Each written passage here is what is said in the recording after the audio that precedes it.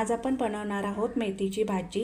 मेथी स्वच्छ धुवून आता साफ करून घेतलेली आहे। चला तर मग बनवूया भाजी। आता कढईमध्ये तेल घालून घ्यायचं आहे, आपल्याला लागेल तेवढं। आता आपण लसूण घालून घ्यायचं आहे। लसूण आता मस्त भाजून झालेला आहे। आता आपण त्याच्यात मिरची घालून घेऊ। मिरची आणि लसूण असा मस्तपैकी भाजून घ्यायचं आहे, त्यांना जरा ब्राऊन कलर येईपर्यंत। आता मिरची आणि लसूण भाजलेले आहे। आता त्याच्यात आपण मेथी घालून घ्यायची।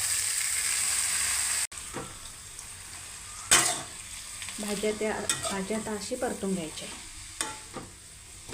आता याच्यात घालायची भिजलेली मुगाची डाळ। आता चवीनुसार मीठ घालायचं आहे, त्याच्यात थोडीशी हळद।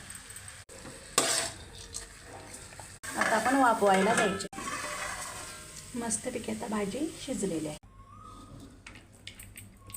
मेथीची भाजी बनवून तयार आहे।